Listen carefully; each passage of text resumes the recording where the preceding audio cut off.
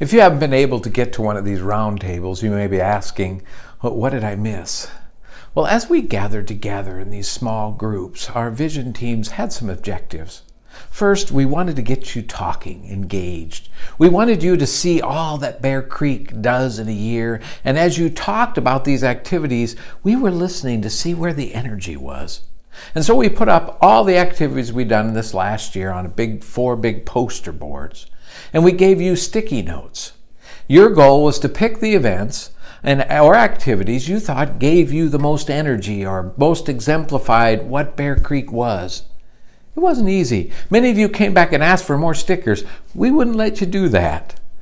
And as you were scoping all the events and visiting, we heard you talking. We heard some comments. Wow, we do a lot. How many members do we have? If we were a tree, we'd be a tree with a lot of foliage on top, but a very maybe small trunk, and we need a bigger trunk. Some of you wanted to do more.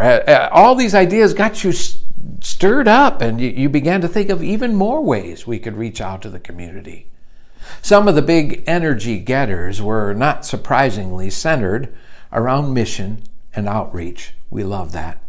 Events like the Honduras mission trip and hosting Camp Unity were big. Outreach events like our Helping Hands Fund and continued reach out to Matthew House were also strong. Our Stevens ministry, that caring ministry, gathered much support. But other events seemed to bring us energy too. Our Blessing of the Animals service and Trunk or Treat events were big hits. Vacation Bible School, as well as our Interfaith Dinner and Jeopardy event with Kolami and the Bothell Mosque. Worship is a strong component for us. We particularly love moments where as many people as possible were involved in worship.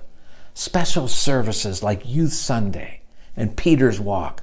We loved our variety of music and all had a fondness in our hearts for the children's time during worship. We love kids. Fellowship and spirituality groups were also strongly supported. Our covenant groups, they are dear to us, as well as our women's retreats and our work with Walk to Emmaus. It was then that we turned to a tough position. We asked you to do something that was hard. We asked that you imagine that there were no Bear Creek. Wow, right? I know it's hard to imagine, but you did. We asked for you to imagine that you were out shopping for a new church. And we asked, what would you be looking for? If you went to worship at this new church for the first time, what would have to be there for you to come back again? Many of you mentioned a warm welcome. You had to have that warm invite and a welcome. A dynamic pastor who relates to what's going on was important. Others said people of all ages doing things in worship and in service. Women's programs. Lots of children and youth involved. A ton of you said mission and service projects and ways to get involved in them. Repeatedly, we heard words like diversity and inclusiveness in all of its shapes and forms.